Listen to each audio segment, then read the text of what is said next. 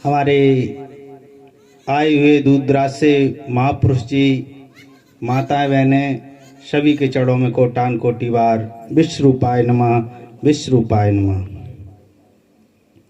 साध संगत जी, जानता तो कुछ नहीं हूं, पर दो शब्द रखेंगे। एक कहानी तो लकड़हारे की है, पर सीख तो बहुत लंबी जाएगी उसमें। साध संगत जी, एक लकड़हारा एक लकड़ी काटने के लिए जंगल में जाया करता था।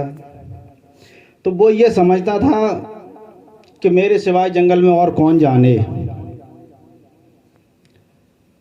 तो जंगल में एक संत थे, तो एक वृक्ष के नीचे मस्त पड़े रहते थे, अपना भजन किया करते थे, कीर्तन गाया करते थे, वहीं रहते थे।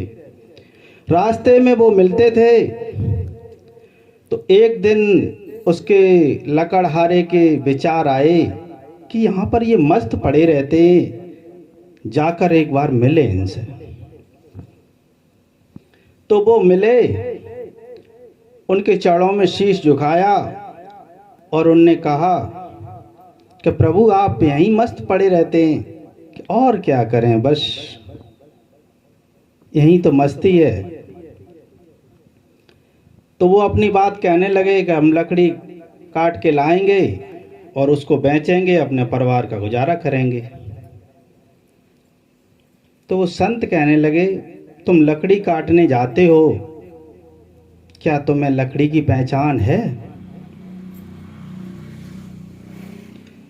उसने कहा कि लकड़ी तो हमारे बाबा भी काटते थे, हमारे पिताजी भी काटते थे, और बस उनके बाद मेरा भी नंबर, मैं भी काट ही रहा हूँ, मेरा भी जीवन बीता जा रहा है। लकड़ी की पहचान तो है ही।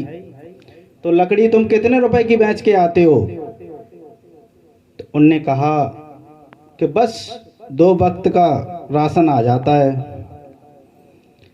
तो उन्होंने लकड़ी की पहचान बताई, चंदन की लकड़ी।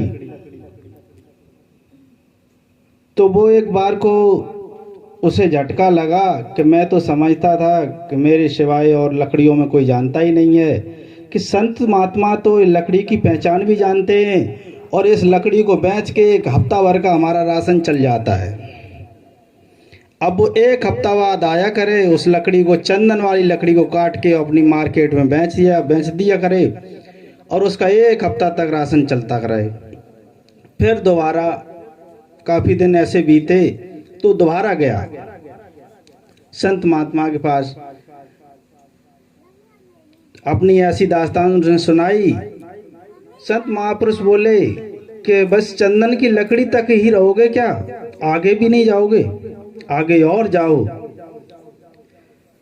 तुम्हें चांदी की खदान मिलेगी, और आगे बढ़ जाओ। तो वो चांदी की खदान तक पहुंचा। अब तो एक बार चांदी जब ले आने से 6 महीने का गुजारा होने लगा उसे, चांदी की खदान मिल गई उसे। तो कुछ समय चांदी की खदान से बीता, मकान नखान सब बढ़िया बनवा लिया। तो फिर गया संत महात्मा के पास और कहने लगे कि बस चांदी की खदान तक ही रहोगे क्या, आगे सोना भी है, और आगे जाओ। तो और आगे गए तो सोने की खदान मिली उन्हें, वो माला माल हो गए। फिर तो काफी दिन बाद फिर घूमने आए, तो संत महात्मा बोले कि बस सोने की खदान तक ही रहोगे क्या, आगे हीरा भी है, आगे हीरा भी है। तो फिर आगे चल दिए, तो आगे हीरा भी मिले, काफी बहुत माला माल हो गए थे। तो काफी समय बाद फिर संत महात्मा के पास आए, तब उनने कहा कि बस प्रभु सब आगे बताते रहे, अब इसके भी आगे और कुछ है क्या, मुझे वो बताओ। तब वो कहने लगे कि तू सत्संग कर और मेरी जैसी मस्ती में आके मस्त बैठ, मैं सब कुछ छोड़ के इस मस्ती में बैठा हूँ, तू तो माला ही मालू आऊँ, मेरी तो बल्ले बल्ले हो गई। साध संगत जी प्यार और सत्कार से कहना, विश्व रूपाय नमः, विश्व रूपाय नमः।